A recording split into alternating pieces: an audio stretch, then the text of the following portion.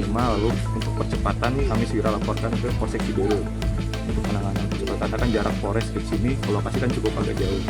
Ya tadi sempat ditangani oleh Polsek Ciberem, alhamdulillah untuk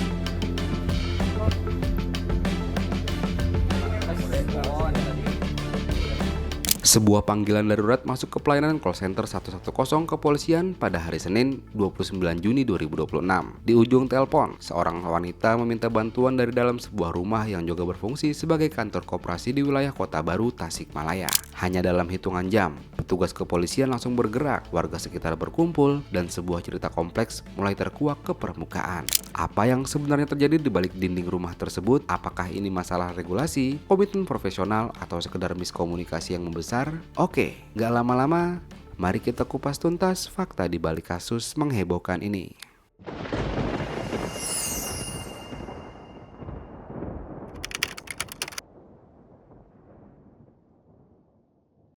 Selamat datang di channel Istana Media, platform berita yang selalu mengupas tuntas berita viral. Kasus yang terjadi di Kecamatan Ciberem, Kota Tasikmalaya ini memang sempat menyita perhatian publik dalam beberapa hari terakhir. Banyak narasi yang beredar di media sosial, namun hari ini kita akan fokus pada fakta-fakta resmi yang dihimpun oleh pihak kepolisian. Kita akan melihat bagaimana sebuah dinamika hubungan kerja dan komitmen finansial bisa berujung pada intervensi hukum. Oke, gak lama-lama, mari kita breakdown sekarang. Kasus ini mencuat berkat respon cepat petugas dari Polres Tasikmalaya Kota yang bekerja sama dengan Polsek Ciberem. Petugas bergerak setelah menerima laporan langsung dari seorang wanita berinisial AR melalui sistem call center 110. Dalam laporannya, AR menyatakan bahwa dirinya membutuhkan bantuan untuk segera keluar dari tempat tersebut. Menindaklanjuti laporan darurat itu, petugas langsung mendatangi sebuah rumah di kawasan perumahan Kota Baru pada Senin 29 Juni 2026. Kedatangan mobil patroli dan petugas kepolisian yang mendadak ini sempat mengundang perhatian warga sekitar yang kemudian berkumpul di lokasi untuk melihat situasi. Setibanya di lokasi, petugas mengutamakan pendekatan persuasif guna menjaga situasi tetap kondusif. AR berhasil ditemui di dalam rumah dan langsung dievakuasi oleh petugas ke Mapolres. Langkah penyelamatan ini berjalan tertib tanpa adanya gesekan fisik di lapangan. kembali kepada seseorang, jadi kami terima, lalu untuk percepatan kami segera laporkan ke Polsek Ciberem untuk penanganan lebih cepat karena kan jarak Polres ke sini ke lokasi kan cukup agak jauh. Akhirnya tadi sempat ditangani oleh Polsek Ciberem, alhamdulillah untuk korban, diduga korban dan diduga pelaku juga sudah diamankan oleh Polsek Ciberem. Lalu setelah kami sampai di sini, kami coba untuk olah TKP kembali, TP-TKP kembali, bertemu dengan keluarga dari yang diduga tersangka.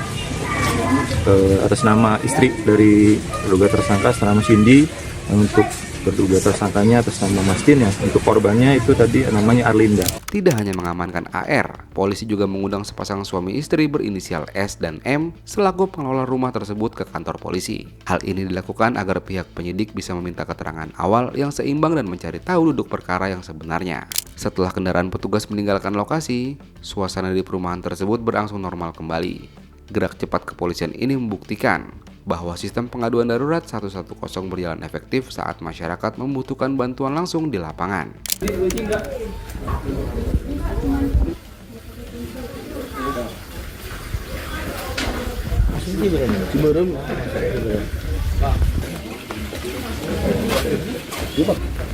Sip.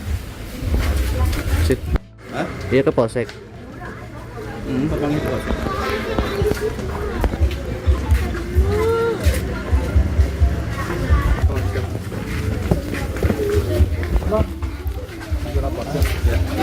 Respon tadi kita mah. Oh iya. Ya sama ya. Ini kucing enggak?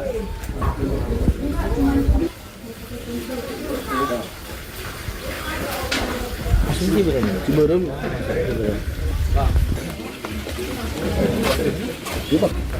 Sip.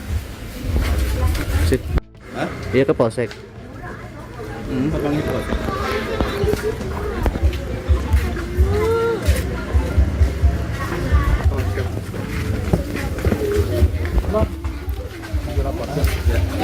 Respon tadi kita mah. Oh iya. Berdasarkan hasil pemeriksaan awal kepolisian, rumah yang menjadi lokasi kejadian ternyata difungsikan ganda sebagai kantor koperasi simpan pinjam. Di tempat inilah korban AR sehari-harinya bekerja sebagai karyawan di bawah pengelolaan pasangan suami istri S dan M. Konflik internal ini rupanya dipicu oleh adanya komitmen keuangan pribadi yang belum terselesaikan. Korban AR diketahui memiliki kewajiban atau utang sebesar 14 juta rupiah kepada pihak koperasi tempat dirinya bekerja yang menjadi akar ketegangan di antara mereka. Jadi tadi setelah kita coba cek ambil keterangannya, didapat bahwa korban ini memiliki hutang. Jadi korban ini sempat kerja di sebuah koperasi. Ini TKP-nya ini merupakan sebuah koperasi. Nah tadi kami cek ternyata memang untuk badan hukumnya belum punya badan hukum, hanya nempel ke koperasi lain. Jadi memang belum punya surat-surat yang resmi. Nah nanti seorang korban itu tadi punya utang piutang sebesar kurang lebih 14 juta. Tapi yang jelas kasus ini masih dalam penyelidikan. Masih ya? dalam penyelidikan, betul. Pak, berapa hari Pak disekap di sini diduga? Informasi dari hari Selasa. Selasa itu ya, Ya, berarti hampir seminggu ya Pak. Warga mana dan untuk korban? Ke Taman Sari. Karena utang tersebut belum mampu dilunasi, pihak pengelola diduga menjadikan AR sebagai jaminan dan memintanya untuk tetap berada di rumah tersebut. Berdasarkan informasi awal, AR dilaporkan sudah berada di sana sejak hari Selasa pekan sebelumnya sebelum akhirnya memutuskan menghubungi polisi. Di sisi lain, penyelidikan polisi juga mengungkap fakta baru mengenai legalitas operasional tempat usaha tersebut. Setelah dilakukan pengecekan, lembaga simpan pinjam atau koperasi yang dikelola oleh S dan M ini diketahui belum memiliki izin resmi atau ilegal. Status operasional yang belum berizin resmi ini membuat segala aktivitas keuangan dan tata cara penyelesaian masalah di dalamnya menjadi rentan tanpa adanya payung hukum yang sah.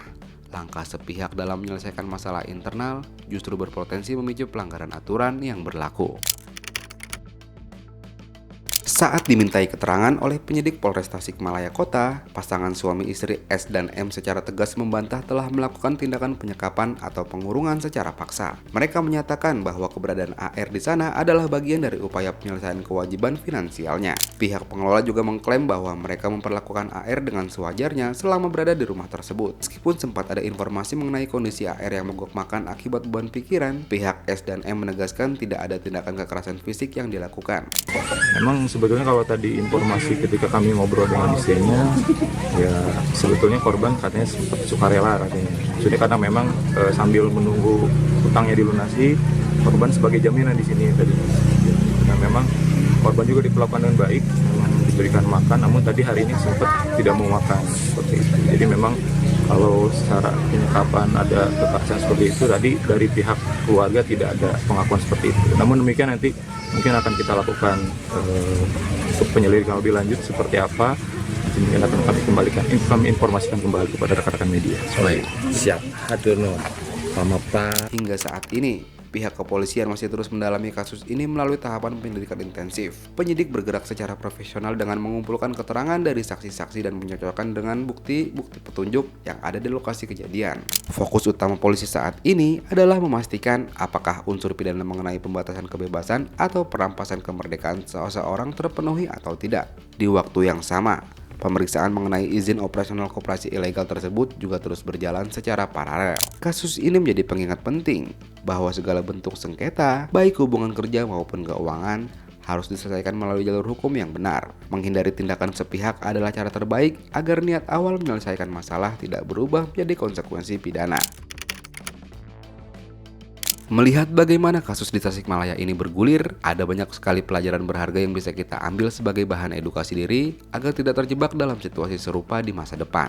Yang pertama, mutlaknya legalitas usaha. Setiap lembaga keuangan seperti koperasi wajib memiliki izin resmi demi menjamin keamanan operasional pengelola maupun nasabah dan karyawannya. Kedua, manajemen finansial pribadi. Mengukur kemampuan dalam berutang sangat penting agar kewajiban finansial tidak mengganggu profesionalitas dan kebebasan kita dalam bekerja. Ketiga, batasan penyelesaian konflik. Sengketa utang piutang harus diselesaikan melalui koridor hukum perdata yang sah, bukan dengan tindakan penahanan sepihak yang beresiko melanggar hukum pidana. Keempat, manfaat layanan darurat negara. Keberadaan call center 110 terbukti menjadi sarana yang sangat efektif bagi masyarakat untuk mendapatkan perlindungan dan respon cepat dari kepolisian. Dan yang terakhir, profesionalisme kerja. Memisahkan secara tegas urusan pekerjaan profesional dengan urusan utang piutang pribadi adalah kunci menjaga hubungan kerja tetap sehat dan aman. Kasus yang terjadi di Tasikmalaya ini memberikan gambaran nyata kepada kita semua betapa pentingnya pemahaman akan hukum dan regulasi baik dalam menjalankan bisnis maupun dalam menyelesaikan masalah keuangan pribadi. Ketika semua pihak memahami batasan hak dan kewajibannya masing-masing, situasi yang melibatkan intervensi hukum seperti ini tentu bisa dihindari sejak awal. Kita tentu berharap proses penyelidikan yang sedang berjalan di Polres Tasikmalaya Kota dapat memberikan hasil yang seadil-adilnya dan memberikan kepastian hukum bagi semua pihak yang terlibat. Semoga peristiwa ini juga menjadi evaluasi bersama, terutama terkait penertiban izin operasional lembaga simpan pinjam di tengah masyarakat kita. Lantas bagaimana menurutmu?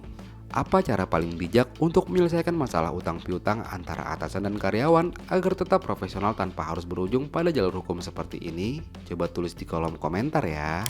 Jangan lupa subscribe, like, dan share video ini. Pastikan juga untuk nyalakan notifikasinya agar kamu gak ketinggalan konten breakdown selanjutnya.